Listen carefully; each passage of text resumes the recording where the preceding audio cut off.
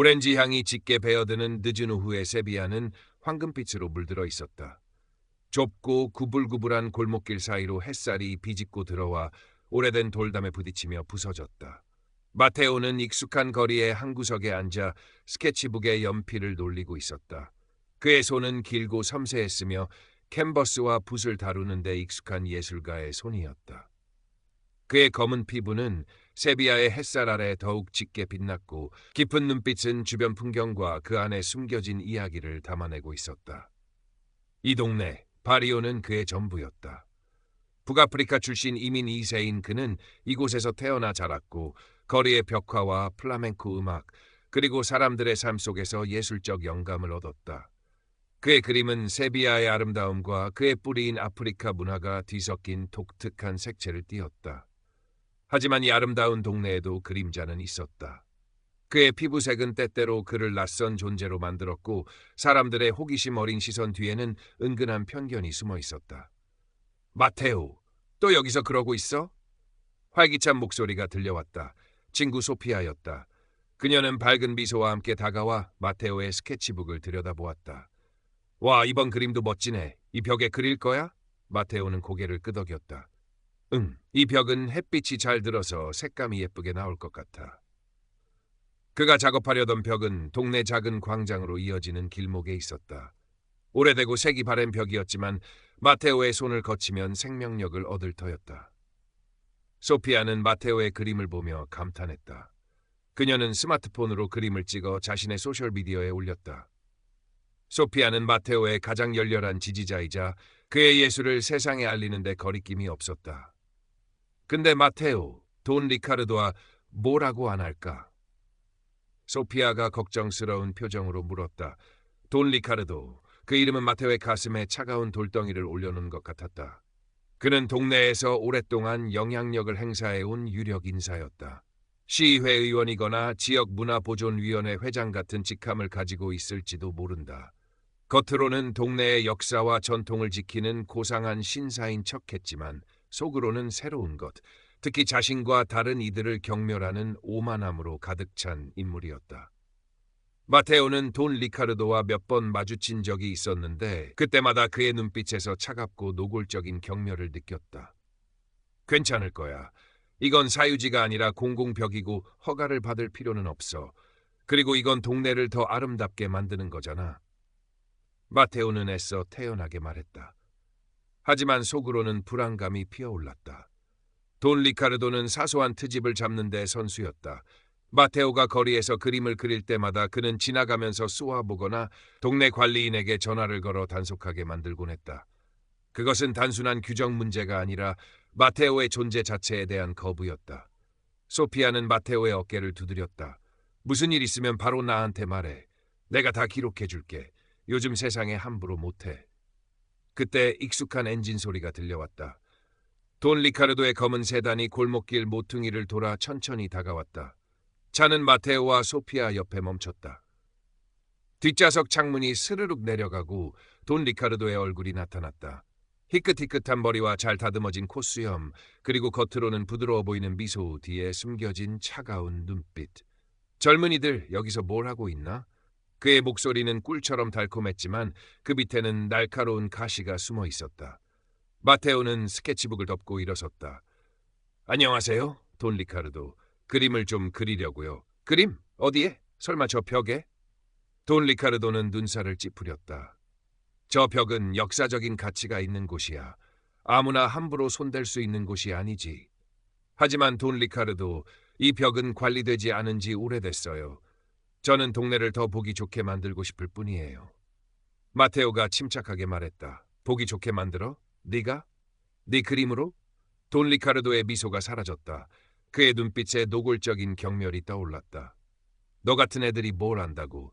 이 동네의 아름다움은 너희가 함부로 손댈 수 있는 게 아니야. 너 같은 애들. 그 말은 마테오의 심장을 찔렀다. 그것은 그의 피부색, 그의 배경, 그의 존재 자체에 대한 모욕이었다. 소피아는 얼굴을 굳히고 스마트폰을 켰다.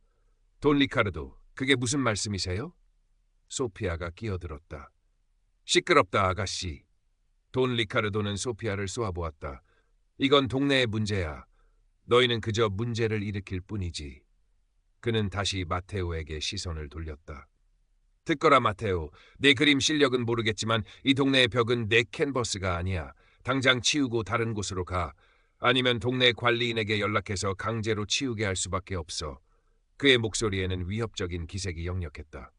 마테오는 주먹을 꽉 쥐었다. 분노가 치밀어 올랐지만 그는 애써 눌렀다. 그의 아버지는 항상 싸움을 고르되 중요한 싸움에서 이겨라라고 말씀하셨다. 지금은 감정적으로 대응할 때가 아니었다. 알겠습니다, 돈 리카르도. 마테오는 간신히 대답했다. 하지만 저는 제 그림을 포기하지 않을 겁니다. 돈 리카르도는 마테오의 말에 비웃음을 흘렸다. 내 마음대로 해보렴. 하지만 이 동네에서는 내 말이 법이라는 걸 잊지 마. 차창이 올라가고 검은 세단은 다시 천천히 움직여 골목길을 빠져나갔다. 돈 리카르도가 남긴 차가운 공기가 마테오와 소피아를 감쌌다. 저 늙은이. 소피아가 분노에 차서 말했다. 대놓고 인종차별이잖아. 다 녹화했어. 마테오는 아무 말 없이 벽을 바라보았다. 그림을 그리기 위해 상상했던 색채와 형태들이 돈 리카르도가 남긴 그림자에 가려져 희미해지는 것 같았다. 피로감이 몰려왔다. 얼마나 더 이런 싸움을 해야 할까? 그의 예술은 세비야의 아름다움에 대한 찬가이자 이 동네에 속하고 싶은 그의 간절한 바람이었다. 하지만 어떤 사람들에게는 그의 예술 자체가 거부의 대상이었다. 괜찮아, 마테오? 소피아가 걱정스럽게 물었다. 마테오는 애써 미소 지었다. 괜찮아, 그냥 좀 지치네. 그날 밤 마테오는 스튜디오에 틀어박혀 그림을 그렸다. 돈 리카르도의 얼굴이 자꾸 떠올랐다. 그의 오만함, 그의 편견. 그것은 단지 한 개인의 문제가 아니었다. 동네 곳곳에, 사회 곳곳에 깊이 박혀있는 그림자였다. 그는 캔버스에 검은색과 황금색, 그리고 짙은 푸른색을 섞어 무언가를 표현하기 시작했다. 그것은 분노였지만 동시에 슬픔이었고 그리고 굴하지 않겠다는 결의였다. 며칠 후 마테오는 다른 벽에 그림을 그리기 시작했다. 이번에는 동네 입구에서 조금 떨어진 곳이었다. 돈 리카르도는 여전히 그를 감시하고 있었다. 동네 관리인이 매일같이 찾아와 허가증을 요구하거나 그림이 규정에 맞지 않는다고 트집을 잡았다. 마테오는 그때마다 침착하게 대응하고 소피아는 모든 상황을 기록했다. 돈 리카르도의 괴롭힘은 점점 더 교활해졌다. 그는 마테오가 거래하던 작은 미술 재료상에 압력을 넣어 마테오에게 물건을 팔지 못하게 했다. 마테오가 준비하고 있던 작은 전시회 장소에도 연락하여 대관을 취소시켰다. 그는 동네 주민들 사이에서 마테오가 불법적인 일을 하고 동네의 명예를 더럽힌다는 소문을 퍼뜨렸다. 마테오는 고립되는 기분이었다. 동네 주민들 중 일부는 돈 리카르도의 말에 넘어가 그를 피했고 일부는 돈 리카르도의 영향력이 무서워 마테오를 돕지 못했다. 하지만 모두가 그런 것은 아니었다. 도냐 엘레나는 매일같이 마테오를 찾아와 차를 마시며 이야기를 나누었다. 그녀는 마테오의 그림을 칭찬했고 그의 어려움을 이해했다. 마테오, 도냐 엘레나가 어느 날 말했다. 저 오렌지 나무들을 보렴. 매년 꽃을 피우고 열매를 맺지. 태풍이 불고 가뭄이 와도 뿌리가 튼튼하면 다시 살아나. 너도 마찬가지야. 내 예술은 내 뿌리란다. 아무도 내 뿌리를 뽑아낼 수 없어. 그녀의 말은 마테오에게 큰 위로가 되었다. 그는 도냐 엘레나에게서 동네의 오래된 이야기들, 이민자들이 처음 이곳에 정착했을 때 겪었던 어려움들, 그리고 그럼에도 불구하고 함께 살아왔던 역사에 대해 들었다. 그것은 마테오가 혼자가 아니라는 것을 깨닫게 해주었다. 소피아는 돈 리카르도의 행동을 계속 기록했다. 그의 차별적인 발언, 그의 위협, 그의 부당한 압력. 그녀는 이것들을 정리하여 바리오의 그림자라는 제목으로 소셜미디어에 올리기 시작했다. 처음에는 작은 반응이었지만 마테오의 그림과 함께 퍼져나가면서 점차 사람들의 관심을 끌었다. 특히 젊은 세대들은 돈 리카르도의 구시대적인 편견에 분노했다. 하지만 돈 리카르도는 멈추지 않았다. 그는 마테오의 가장 소중한 그림 중 하나를 훼손하려 시도했다. 마테오가 잠시 자리를 비운 사이 누군가 그의 캔버스에 검은 페인트를 뿌린 것이다. 마테오는 그 장면을 보고 너무나 큰 충격을 받았다. 그것은 단순한 재산 피해가 아니라 그의 영혼에 대한 공격이었다. 그는 주저앉아 훼손된 그림을 바라보았다. 피로감과 절망감이 그를 짓눌렀다. 포기해야 할까? 이 싸움은 너무나 지긋지긋하고 상대는 너무나 강해 보였다. 소피아가 달려왔다. 그녀는 마테오의 모습을 보고 경악했다. 마테오! 이게 무슨 일이야? 마테오는 아무 말도 하지 못했다. 눈물이 차올랐다. 분명 돈 리카르도 짓일 거야. 소피아는 분노에 떨었다. 이번에는 그냥 넘어갈 수 없어. 경찰에 신고하자. 마테오는 고개를 저었다. 소용없을 거야. 돈 리카르도는 힘이 있어. 경찰도 그의 편일지 몰라. 그렇다고 이렇게 당하고만 있을 거야? 소피아가 소리쳤다. 내 그림이 이렇게 망가졌는데. 마테오는 훼손된 그림을 다시 바라보았다. 검은 페인트 자국은 마치 돈 리카르도가 드리운 그림자 같았다. 하지만 그 그림자 속에서도 원래 그림의 색채들이 희미하게 빛나고 있었다. 그의 예술, 그의 정체성. 그것들은 쉽게 지워지지 않았다. 도냐 엘레나가 다가왔다. 그녀는 훼손된 그림을 보고 잠시 침묵했다. 그리고 마테오의 손을 잡았다. 그녀의 손은 따뜻하고 단단했다. 마테오, 그녀가 조용히 말했다. 저들은 내 그림을 망가뜨릴 수 있지만 네 안에 있는 것을 빼앗을 수는 없어. 내가 무엇을 위해 싸우는지 잊지 마렴. 그녀의 말에 마테오는 고개를 들었다. 그의 눈빛에 다시 불꽃이 타올랐다.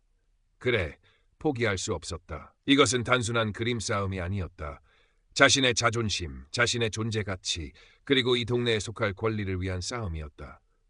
알았어, 소피아. 마테오가 말했다. 신고는 하지 않을래. 하지만 다른 방법으로 보여줄 거야. 돈 리카르도에게, 그리고 이 동네 사람들에게. 마테오는 훼손된 그림을 스튜디오로 옮겼다. 그리고 밤낮으로 작업에 매달렸다. 그는 훼손된 그림을 복구하는 대신 그 위에 새로운 그림을 그리기 시작했다. 검은 페인트 자국은 그의 그림의 일부가 되었다. 그것은 마치 상처를 예술로 승화시키는 과정 같았다. 며칠 후 동네의 가장 큰 축제인 페리아가 다가왔다. 세비야 전역에서 사람들이 모여드는 축제였다. 마테오는 이 축제 기간에 그의 새로운 작품을 공개하기로 결심했다. 그것은 그의 가장 크고 중요한 작품이 될 터였다. 그는 동네 광장의 중앙에 커다란 캔버스를 설치했다. 돈 리카르도는 마테오의 행동을 보고 분노했다. 그는 마테오에게 당장 캔버스를 치우라고 소리쳤지만 축제 기간이라 많은 사람이 모여 있었고 돈 리카르도도 함부로 행동하기 어려웠다. 축제 당일 광장은 사람들로 북적였다. 플라멩코 음악이 울려 퍼지고 맛있는 음식 냄새가 가득했다. 마테오는 그의 캔버스 앞에 서서 마지막 붓질을 하고 있었다. 그의 옆에는 소피아가 서서 스마트폰으로 모든 과정을 촬영하고 있었다. 돈 리카르도가 나타났다. 그는 평소보다 더 깔끔하고 값비싼 정장을 입고 있었다. 그의 얼굴에는 오만한 미소가 걸려 있었지만 눈빛에는 마테오에 대한 깊은 적대감이 서려 있었다. 그는 마테오에게 다가와 큰 소리로 말했다.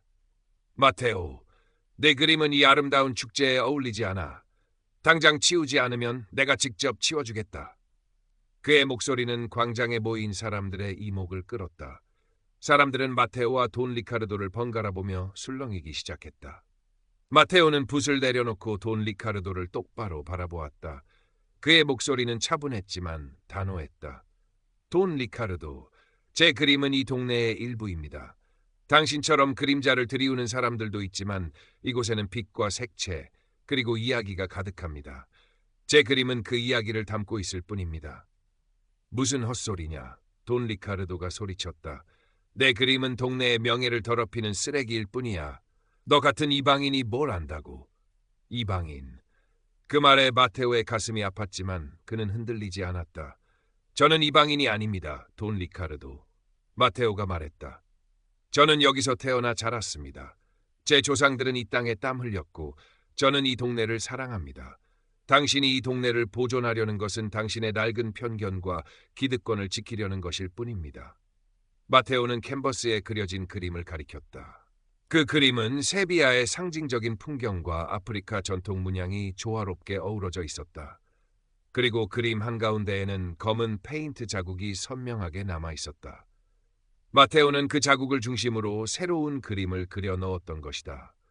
그것은 상처를 극복하고 더욱 강해지는 생명력을 상징하는 것 같았다. 이 검은 자국은 당신이 제 그림에 남긴 상처입니다, 돈 리카르도. 마테오가 말했다. 당신은 제 예술을, 제 존재를 지우려 했습니다. 하지만 저는 그 상처 위에 다시 그림을 그렸습니다. 당신의 그림자는 저를 무너뜨리지 못했습니다. 광장에 모인 사람들은 마테오의 말에 귀를 기울였다. 소피아는 라이브 스트리밍을 켜고 돈 리카르도의 얼굴과 마테오의 그림, 그리고 군중의 반응을 모두 담았다. 돈 리카르도의 얼굴이 붉어지며 일그러졌다. 마테오의 그림과 말, 그리고 사람들의 시선이 그를 압박했다. 그는 더 이상 자신의 교양 있는 가면을 유지할 수 없었다. 건방진 녀석! 돈 리카르도가 소리치며 마테오의 캔버스로 달려들었다. 그는 그림을 뜯어내거나 훼손하려 했다. 바로 그때 소피아가 녹화하고 있던 스마트폰을 돈 리카르도에게 들이밀었다. 다 녹화되고 있어요, 돈 리카르도. 당신의 행동, 당신의 말, 전부 세상에 알려질 거예요. 돈 리카르도는 소피아의 말에 잠시 멈칫했다. 그의 눈에 당황한 기색이 스쳤다. 하지만 분노가 더 컸다. 그는 소피아에게 손을 뻗어 스마트폰을 빼앗으려 했다. 그 순간 군중 속에서 여러 개의 스마트폰이 올라왔다. 사람들이 이 광경을 모두 촬영하기 시작한 것이다. 동네 주민들 중 일부는 돈 리카르도의 행동에 공개적으로 야유를 보냈다. 그만하세요, 돈 리카르도. 부끄러운 줄 아세요. 돈 리카르도는 당황했다. 그의 행동은 더 이상 사적인 괴롭힘이 아니었다. 수많은 사람들의 눈앞에서 벌어지는 공개적인 추태였다. 그의 오만함과 편견이 적나라하게 드러나는 순간이었다. 바로 그때 제복을 입은 인스펙터 페르난데스가 동료들과 함께 나타났다. 그는 광장의 소란을 듣고 온 듯했다. 페르난데스 인스펙터는 돈 리카르도와 마테오, 그리고 모여든 군중과 카메라들을 살펴보며 상황을 파악했다. 무슨 소란입니까, 돈 리카르도? 페르난데스 인스펙터가 물었다. 돈 리카르도는 당황했지만 마지막까지 체면을 지키려 했다. 아무것도 아닙니다, 인스펙터. 이 젊은이가 동네의 미관을 해치고 있어서 제지하던 중입니다. 미관을 해친다니요? 마테오가 침착하게 말했다. 저는 제 그림을 전시하고 있었습니다. 돈 리카르도 씨가 와서 제 그림을 훼손하고 저를 모욕했습니다. 제가 이 동네 사람이 아니라는 이유로요? 소피아가 앞으로 나섰다. 여기 증거가 있습니다, 인스펙터. 돈 리카르도 씨가 마테오에게 했던 말과 행동, 그리고 그림을 훼손하려 한 모든 장면이 녹화되어 있습니다. 소피아는 스마트폰으로 녹화된 영상을 페르난데스 인스펙터에게 보여주었다. 페르난데스 인스펙터는 영상을 주의 깊게 보았다. 그의 얼굴에 심각한 기색이 스쳤다. 그는 군중 속에서 다른 사람들에게도 영상이 있는지 물었고 여러 사람이 고개를 끄덕이며 자신의 스마트폰을 들어보였다. 증거는 명백했다. 돈 리카르도의 부당한 행동과 편견이 만천하에 드러난 순간이었다. 페르난데스 인스펙터는 돈 리카르도를 바라보았다. 돈 리카르도 씨, 이 문제에 대해 시청에서 조사가 있을 겁니다. 일단 저와 함께 가주시죠. 돈 리카르도의 얼굴이 창백해졌다. 그는 항의하려 했지만 수많은 사람들의 시선과 명백한 증거 앞에서 아무 말도 할 수 없었다. 그의 오만함은 산산조각 났다. 페르난데스 인스펙터는 돈 리카르도를 데리고 광장을 빠져나갔다. 돈 리카르도는 굴욕적인 표정으로 걸어갔고 사람들의 시선과 카메라가 그를 따라갔다. 광장에 남은 사람들은 술렁거렸다. 마테오는 여전히 캔버스 앞에 서 있었다. 지치고 허탈했지만 그의 눈빛에는 미묘한 승리감이 서려 있었다. 그는 싸움에서 도망치지 않았고 자신의 방식으로 이겨냈다. 도냐 엘레나가 마테오에게 다가와 그의 손을 잡았다. 잘했다, 마테오. 아주 잘했어. 소피아는 마테오를 끌어안았다. 내가 이겼어, 마테오. 마테오는 미소 지었다. 그는 이 싸움이 모든 것을 바꾸지는 못할 것임을 알았다. 여전히 편견은 존재할 것이고 또 다른 어려움이 찾아올 수도 있었다. 하지만 그는 자신의 자리를 지켰고 자신의 목소리를 냈으며 자신의 예술을 통해 진실을 보여주었다. 그리고 그것이 무언가를 바꿀 수 있다는 희망을 보았다. 동네 주민들의 시선이 이제는 그를 존중과 관심으로 바라보고 있었다. 며칠 후 돈 리카르도는 모든 공식 직함에서 물러났고 그의 부당한 행동에 대한 소문은 세비야 전역으로 퍼져나갔다. 마테오의 그림은 갑자기 유명해졌다.